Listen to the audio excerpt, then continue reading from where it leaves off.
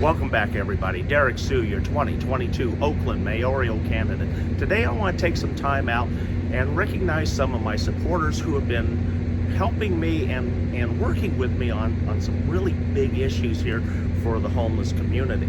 And one of those projects is fire control. And as you know, we always hear about homeless camp fires, and typically they burn to the ground.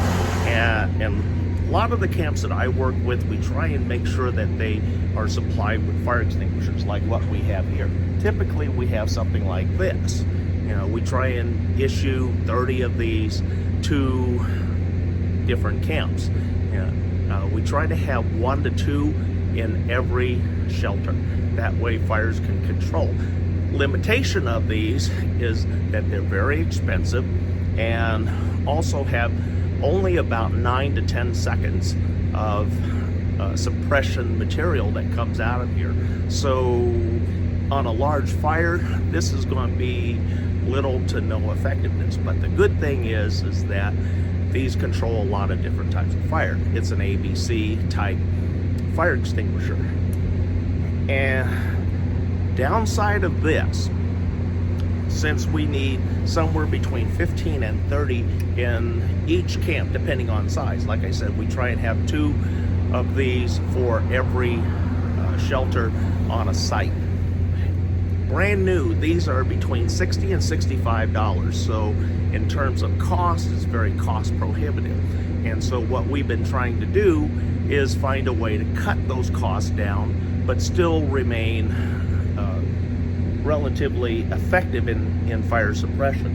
And so my friend Kyle is a supporter who's been working closely with me on a lot of different issues, and I really want to thank him for his time, his involvement, and his volunteer work that he's assisted the homeless community with. So one of the ideas, Kyle actually set up a meeting with myself, himself, and several other people, and we spoke to the firefighters union, the president of the firefighter union, and also we were able to talk to one of the inspectors here for the city of Oakland as a fire inspector. Pete is a really good guy. I met him here at first. I wouldn't engage with him because he was always hanging out with OPD on the clean and clears at the encampment. So I never really engaged with Pete. But now that I have, it's a whole different story. And I learned a lot through Pete about what the city is doing in terms of intentional harm to the community. So those are things that I was made aware of. But anyway, this is actually a water fire extinguisher, and these are great. Let me tell you about this. This holds 2 gallons of water and needs 100 psi of air pressure to pressurize the system. This one bottle is approximately between $170 to $209 each. And what Kyle and I have figured out, if we can get camps to not turn these into the recyclers, that this could be very handy. This holds 2 gallons of water. If we had 6 of these in every camp, that's 12 gallons of immediate pressurized water that can suppress a lot of fires. And so a lot of good things can be accomplished. We don't have electricity to worry about, so nobody's going to get electrocuted.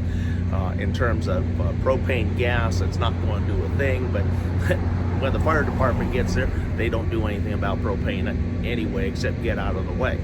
And that's the way it should be until the thing blows off and it's empty. So there's a lot of things that we're looking at and trying to cut the cost and keep the camps safer. This is one of the best things right here. It's 2 gallons of water.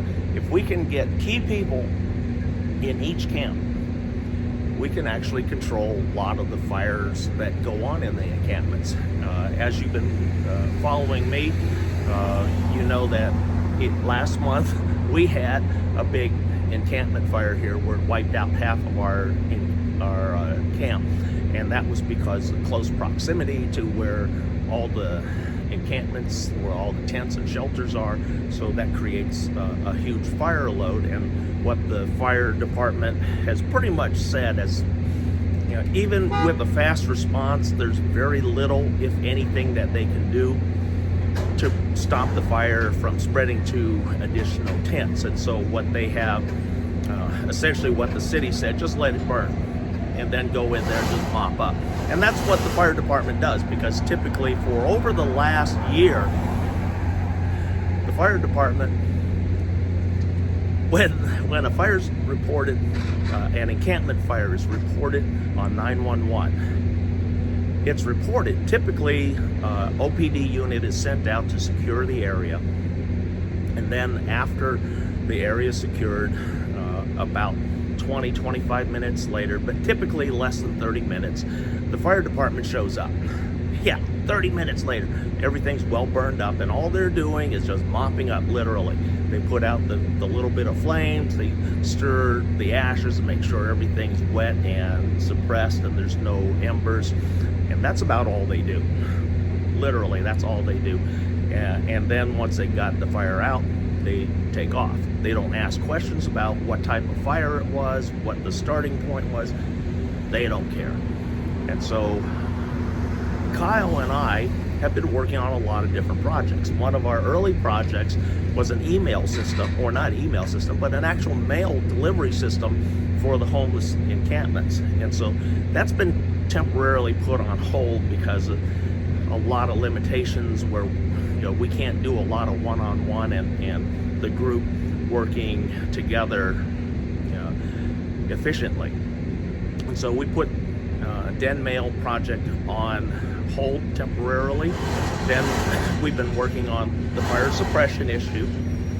Then also we're currently working on how to keep people warm during the winter. The city of Oakland and the administrators and the mayor's office are telling us that they don't want us to have propane, they don't want us to have generators, they don't want us to have any type of heating.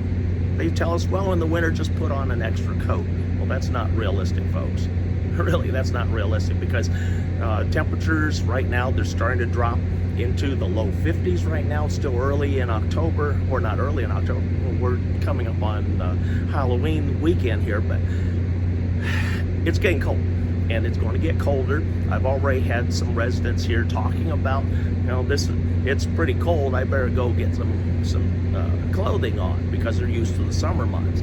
And I tell them, well, this isn't cold yet. This is still pretty comfortable. Anything under 50 or above 50 degrees is reasonably comfortable. I said, when winter really gets in here and the temperature drops below 38 degrees, you're going to know it. And it's very typical that we have about 12 days of freezing or near freezing weather out here in Oakland. And so temperatures can drop to a low of 28. You know, that's the lowest that I've experienced, you know, living out here since 2014. So it can get very cold here. We've had 2 deaths associated with the cold already, or in the past, one in 2016, the other in 2018. So these were cold weather related deaths, where the person actually died from the cold, the weather complicated some medical issues and causing their demise, unfortunately. But anyway, we're working on different projects here to address a lot of the concerns and issues that the city puts forward. Also, another big issue that we've been working on, and we had a meeting with not only the fire department but also with EB Mud, and we've been talking with the water district. And the fire department, their biggest concern is, you know, homeless folks getting water from a fire hydrant. The fire hydrants, unfortunately, a lot of people end up using a pipe wrench or something, the wrong tool, and so city, EB Mud, everybody gets really mad at the homeless for that. But for what I've been working on is a way to actually properly draw water from the hydrant without causing damage. Right there is the proper tool.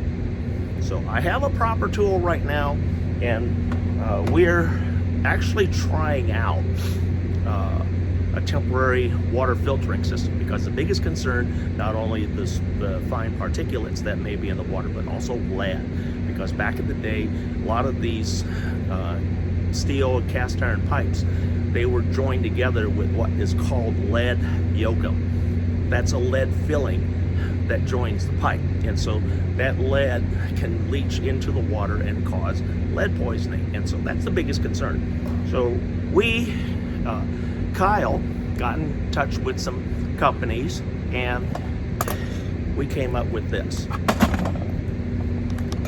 It's an RV water filtering system that also removes lead.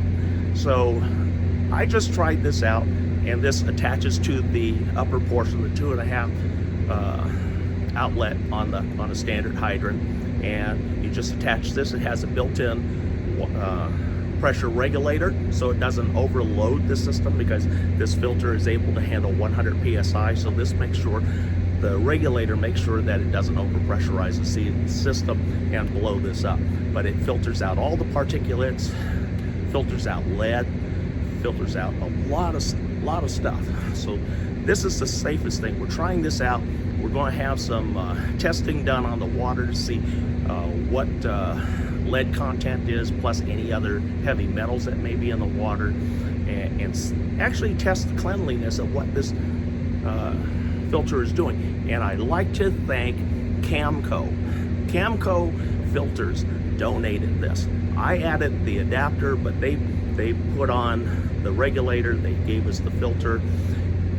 This right here is approximately $200 donation from Camco Industries, and I like to thank them, and we're going to put this to good use, folks. But these are some of the projects that I'm working on to help the homeless, to make things safer in the encampments, and while we address the housing issues. So we're still working on that, and we'll eventually get things right. Hopefully when I get elected in 2023, things will change drastically. So we'll be right back, folks. Stick with us.